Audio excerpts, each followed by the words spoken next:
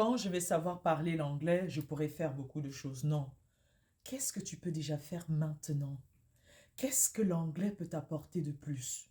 Ne regarde pas sur le long terme, regarde maintenant. Regarde simplement maintenant.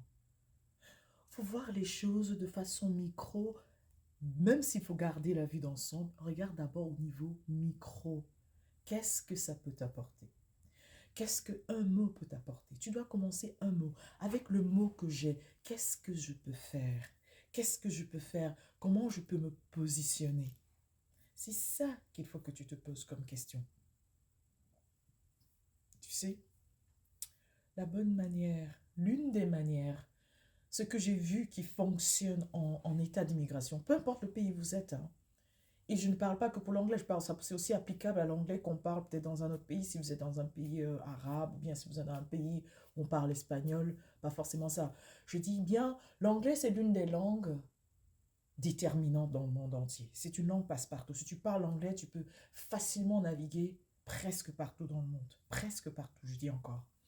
Mais ce que beaucoup de gens font, que j'ai vu qui réussissent, ils arrivent dans le pays, ils se cherchent un boulot de rien du tout. Même s'ils ne parlent pas, c'est-à-dire ils cherchent un boulot de quoi payer les factures. C'est juste pour payer les factures, pour pouvoir, s'ils ont une famille, pour pouvoir donner à manger aux enfants, avoir de l'électricité, du chauffage, de la clim, payer tout ce qui est l'eau, l'électricité, juste pour maintenir la famille, assurer que les enfants vont bien à l'école, les déposer, avoir le carburant pour la voiture, pouvoir faire les réparations quand c'est nécessaire.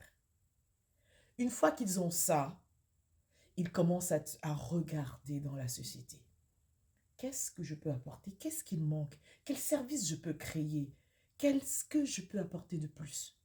Quand ils détectent un manque, ils essaient de voir comment je peux répondre à ce manque.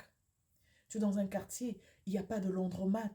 Ça veut dire que si ta machine à laver ne fonctionne pas à la maison, tu es bloqué. Il y a des familles qui n'ont peut-être pas de machine chez eux. Il n'y a pas de lavoir public. Rencontre le gouvernement, va dans ton comté, demande comment faire pour créer un petit business. Tu rends service. Tu rends service. Moi, je suis prof de français ou bien je parle français. Il n'y a peut-être pas une école, il y a une école d'immersion française dans mon quartier. Je parle français. Comment je vais commencer des cours de répétition? Tu écris simplement sur un papier, cours de répétition, répétition en français gratuit. Je répète en maths, français, je sais pas moi, physique, technologie, je sais pas moi, en fonction des curriculums. Tu le mets devant ta porte. Tu verras combien de personnes vont t'appeler. Tu commences petit à petit, petit à petit, petit à petit, petit. C'est comme ça que j'ai vu les gens se développer. C'est comme ça que j'ai vu les gens avancer. L'anglais, c'est bien. Mais je voudrais que mon anglais puisse te propulser à faire quelque chose. C'est pas un anglais que tu utilises juste comme ça, mais c'est un anglais que tu peux utiliser pour vendre quelque chose, pour développer quelque chose, pour te positionner à une étape, pour aller un peu de l'avant, pas pour rester statique. C'est ça mon objectif.